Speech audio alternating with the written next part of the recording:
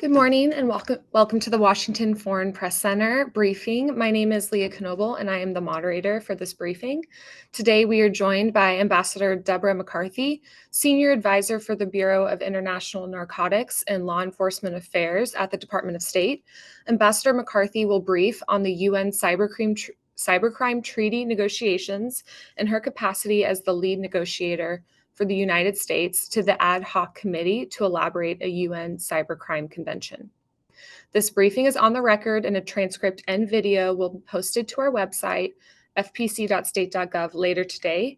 Journalists joining us, please take a moment now to rename your screen name with your name and outlet. And with that, I'm going to turn it over to Ambassador McCarthy for her opening remarks.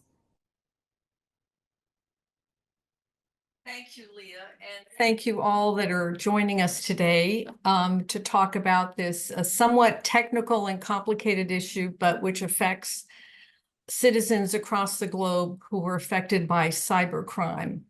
For the key element in these discussions at the United Nations, which have been going on for 2 years, is to find mechanisms so that our law enforcement can cooperate to go after cyber criminals.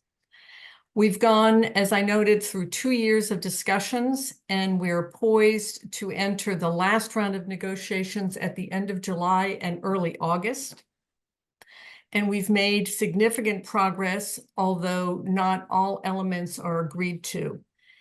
A key objective of the United States is to find a narrow, practical criminal justice instrument that obviously will respect human rights and provide for safeguards, but also provide, a means to have electronic evidence for serious crimes and gives tools to the experts who will be implementing this agreement. Negotiating the agreement is part of a critical element also as part of our cyberspace and digital policy strategy, our new international cyberspace and digital policy strategy. We want to focus on establishing an instrument, as I note, that will help our law enforcement, but also provide another critical element, which is capacity building across the globe. The United States provides enormous capacity building as part of its efforts across on cyberspace, both on cybercrime, cybersecurity, and also bridging digital divides. And that is an element which is important to many of the countries that are negotiating this instrument. We also need to think of the other critical elements of this instrument as we go into the last round. And that is to remain within a narrow scope, as I mentioned at the beginning, of cyber-dependent crimes, very limited amount of cyber-enabled crimes, specifically those that affect children, on which we could agree, and to add elements that are very practical in this instrument. We emphasize the issue of human rights and safeguards. For in giving powers to law enforcement to work across national boundaries, we are very conscious of the fact that these powers can be abused and they need to be caveated. Therefore, in our negotiations, a key element, working with a lot of the like-minded countries, is to have significant human rights provisions and safeguards, which effectively, in simple terms, allow countries to turn down requests for information or for cooperation in cases of discrimination for political beliefs, as an example, and in other cases where it is clear that the request is based on an attempt to silence someone or to pursue them for political reasons. As I note, 7 rounds and a last one at the end of July. We have worked closely with partners across the globe, and those engaged in the negotiations include both foreign affairs professionals and prosecutors, which has been a great addition to the process, for they're the ones who will be implementing this process. This instrument is part of a broader set of tools that the United States has to pursue cyber criminals. As many of you know, we already have the Budapest Convention, but we also have other instruments that we use.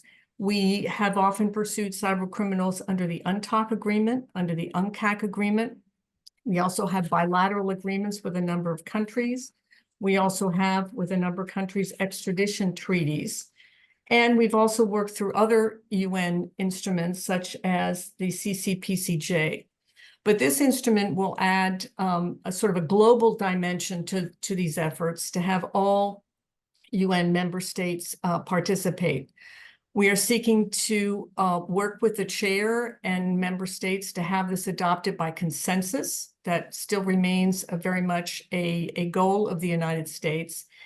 And we will enter this last round looking carefully at key elements of the text to include a couple of additional things that I think are important to add, which is we think this treaty should we come to agreement, should be implemented by member states and begin to operate before we have discussions, as has been suggested in drafts, to immediately start talking about amending the instrument to include additional crimes.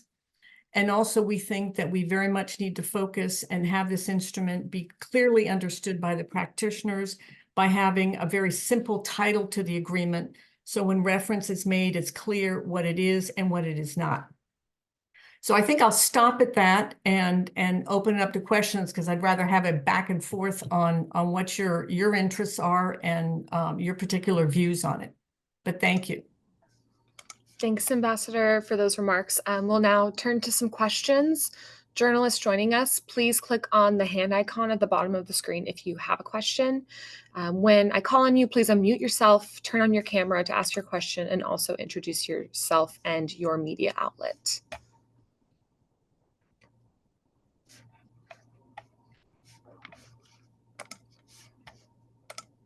Okay, Song with Yonhap News. Go ahead, please. Can you hear me? We can hear you. Thank you. Thank you for this opportunity. As a South Korean, we always have concern about North Korean cyber threats. So do you have any expectation vis-a-vis how this treaty would affect North Korea's malicious cyber activities? And how do you assess progress in international efforts to identify and disrupt North Korea-related cyber activities? Thank you. Thank you for your question. I need to note at the outset that we're operating at the UN and are focusing on law enforcement's ability to exchange information and to cooperate together. This is not an instrument that seeks, as is being done in other instruments and other discussions in the First Committee of the UN, to to develop rules of the game, so to speak, for state-sponsored cyber activity. So that's a clear distinction in this effort. It is clear that some countries will be cooperating more effectively than others.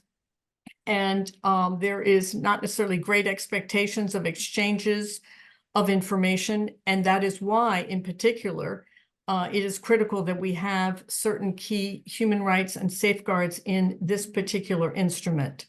But as I note, this is not an instrument that seeks to develop rules for state-sponsored cyber activity.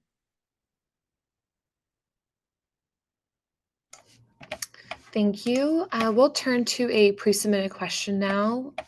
Mohammed Maher from Al Masri newspaper in Egypt asks, which Middle Eastern countries are actively participating in the UN Cybercrimes Treaty negotiations? Can you elaborate on any collaborative efforts between the United States and Middle Eastern countries to address cybercrime under the new treaty framework?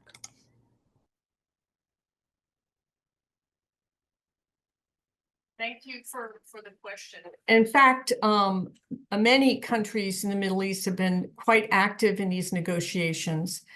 I know Yemen, Jordan, Qatar, Saudi Arabia, UAE, Israel, but almost all have been quite active. And I note that the chair, in the effort to come out with a global instrument, has been looking at regional instruments that already exist, including the Arab League Convention on Cybercrime. With regards to the negotiations, there have been areas of convergence with many of the countries in the Middle East, and there have been areas where we have differences. I would say, to better understand the dynamics, the issues of convergence is that we have agreed to a narrow list of cyber-dependent crimes. We've also agreed on the sharing of electronic evidence for serious crimes. We also very much agree on the need for capacity building. And we also agree that certain categories of citizens are vulnerable, such as children. Where we have some differences is we are not covering all cyber-enabled crimes. In other words, traditional crimes that are facilitated through the use of the internet. And we are not, and the US cannot agree to language which has been proposed by some for obligatory transfer of technology. We believe that it should be done through discussions between member states. And we've also had some differences on levels of safeguards for cooperation, but we've been working through those. And then there's some technical differences between prosecutors, where a definition in one country doesn't apply to another, and we have to come up with some common language. But it has been very useful, as I noted in the beginning, to have the practitioners in the room who can sometimes untie these knots that we run into to come up with language that can be clearly understood by those who would implement this instrument should we get to a final agreement. Thank you. Again, if anyone has a question, please raise your virtual hand and I'll call on you. For now, we'll take another pre-submitted question. What are the U.S. goals for this upcoming concluding negotiation session at the end of the summer? As we approached this last round, and I note that the mandate given by the General Assembly will terminate after this session. So the pressure is on in the last 2 weeks of negotiating. We have a draft of the final agreement, and we see that the chair has done incredible work in trying to bridge some differences. And this Rev 3, as we're calling it, is moving in the right direction. We want to ensure, as one of our key goals, is to ensure that the human rights provisions and the safeguards that we and others have proposed remain in the instrument. And we're seeing some good language in this latest version. We also believe that we need to continue to be focused on a narrow set of cyber-dependent crimes, and note that the draft language of an accompanying resolution calls for almost immediate discussions of adding many cyber-enabled crimes when the initial instrument will not have been ratified, let alone put into practice. And that is something that we are concerned about. And related to that, a lot of countries, the small countries, have devoted a lot of resources to these negotiations. And at the prospect of continuing in another format to keep adding crimes onto it, that's quite a daunting task for most of them. And then last but not least, there's the issue of the proper title, which I mentioned earlier. We also see this last round as also an opportunity to have a more in-depth discussion about capacity building, which is so badly needed by so many states. And I note that we have a number of programs. There are other large donors that have a number of programs, but we also have the private sector that through directly or through associations also engages in a lot of capacity building. And that we think is important. Obviously, the government efforts are the ones that are enfolded in this instrument. And then a couple of other things that are important as we go into it. Multi-stakeholders, that is companies, human rights groups, associations that follow many elements in cyberspace, have been really, really important in this process. They've given us valuable input. And also, we believe that this instrument should include their continued role in the future in any review of the instrument, because the technical ability lies with, frankly, the private sector, and most of our critical infrastructure is in the hands of the private sector. They suffer from cybercrime, and therefore we need their input as to how technology has changed, how criminals have used new and different methods, etc. And then we also need a lot of the human rights community to be sort of the watchdogs, as I call them, on how this instrument is being applied by law enforcement. As one of our partners, a nation, said, they need to apply it properly, and that will be a role that they will play. So these are all elements that are very important. And all of this is also taking place in the context of other elements where the United States is playing a leadership role. And that is on the ransomware initiative, the Declaration of the Future of the Internet, the Freedom Online Coalition. So this is also echoing in those areas, which I think is important, and where we have great partners in the effort of both management of cyberspace and also bridging digital divides and fostering digital solidarity. That's another key element that I think is important to underline. Thank you. We have another pre-submitted question. What will the benefit to governments be of joining this treaty? A number of elements.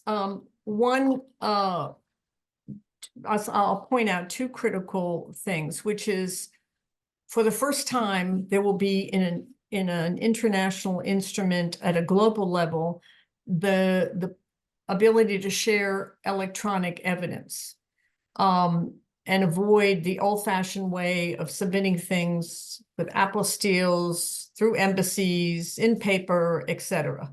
So that is a big advancement.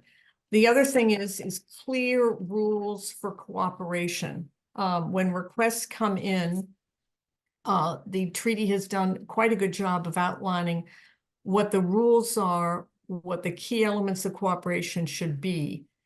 And particularly for countries that have limited resources, it'll be crystal clear what they can ask for, what assistance they can get, where cooperation can take place, and including, for example, a 24/7 network, so they know clearly who to go to when they need information quickly. For that is always a challenge. And then another important element is also delineating when cooperation is not possible and where a country can decide not to cooperate, for certain standards have been not adhered to in the request or the purposes for the request. And so that is also very much an important element. And as I keep repeating, since those who are going to implement the instrument are often part of the negotiating teams, they've made sure that we have kept as clear a language as we possibly can. Well, thank you so much, Ambassador. Seeing no other questions, this ends the Q&A portion of our briefing. Do you have any final remarks or thoughts you'd like to share? To wrap up, just a couple of key points, which is this is an opportunity to have a global instrument. I note there's many regional instruments, and it is, the first cut at trying to do this. All delegations have worked very hard. to bridge divides, and I think we are in a relatively good place. We can't forget the purpose, which is to enable our governments and our law enforcement to fight prevalent cybercrime that affects all our citizens and particularly vulnerable groups. And that is an element that is also contained within this instrument. So it's a very serious effort. The U.S. is committed. We hope we come out with a rights-respecting instrument that we can adhere to and have ratified by Congress.